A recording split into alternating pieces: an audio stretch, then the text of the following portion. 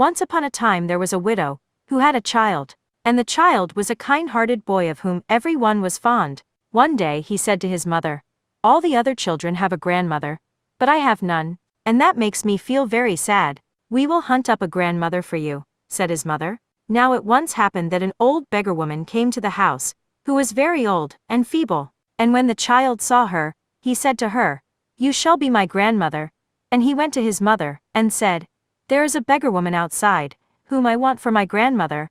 And his mother was willing, and called her into the house, though the old woman was very dirty. So the boy said to his mother, "Come, let us wash grandmother."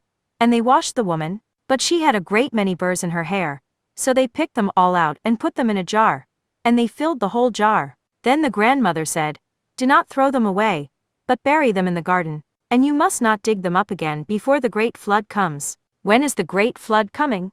asked the boy. "When the eyes of the 2 stone lions in front of the prison grow red, then the great flood will come," said the grandmother.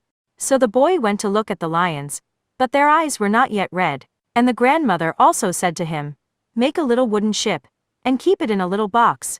And this the boy did, and he ran to the prison every day, and looked at the lions, much to the astonishment of the people in the street. One day, as he passed the chicken butcher's shop, the butcher asked him why he was always running to the lions, and the boy said, "When the lions' eyes grow red, then the great flood will come."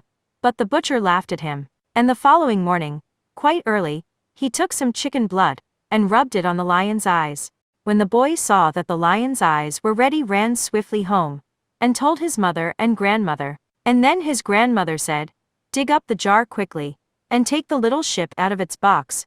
And when they dug up the jar, it was filled with the purest pearls, and the little ship grew larger and larger, like a real ship. Then the grandmother said, "Take the jar with you, and get into the ship, and when the great flood comes, then you may save all the animals that are driven into it, but human beings, with their black heads, you are not to save." So they climbed into the ship, and the grandmother suddenly disappeared.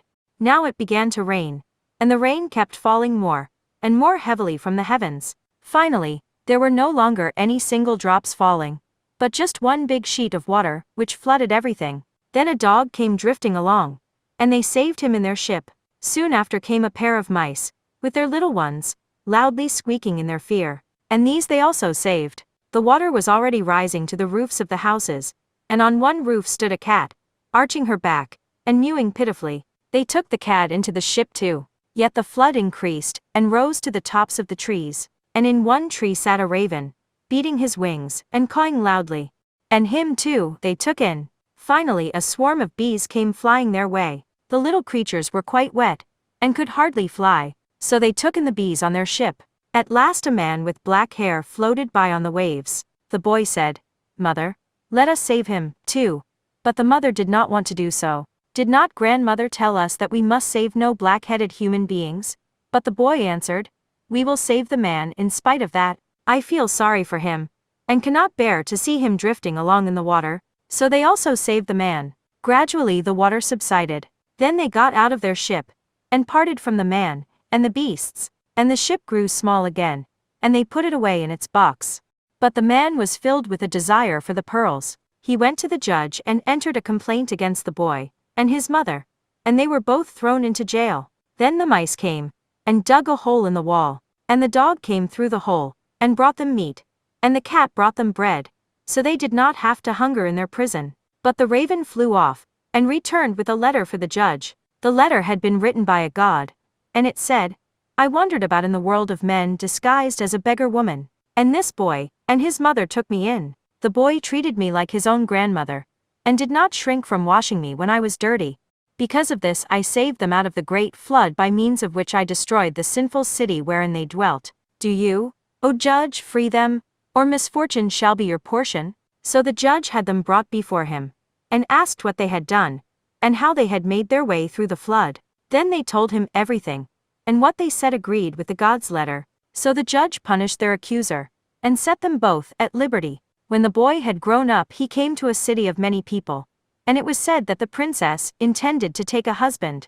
But in order to find the right man, she had veiled herself, and seated herself in a litter, and she had had the litter, together with many others, carried into the marketplace. In every litter sat a veiled woman, and the princess was in their midst. And whoever hit upon the right litter, he was to get the princess for his bride. So the youth went there too, and when he reached the marketplace, he saw the bees whom he had saved from the great flood, all swarming about a certain litter. Up he stepped to it, and sure enough, the princess was sitting in it. And then their wedding was celebrated, and they lived happily ever afterward. Note: the Great Flood is traditionally narrated and a Diluvian legend seems to underlie it. Compare with Grimm's fairy tale The Queen of the Bees.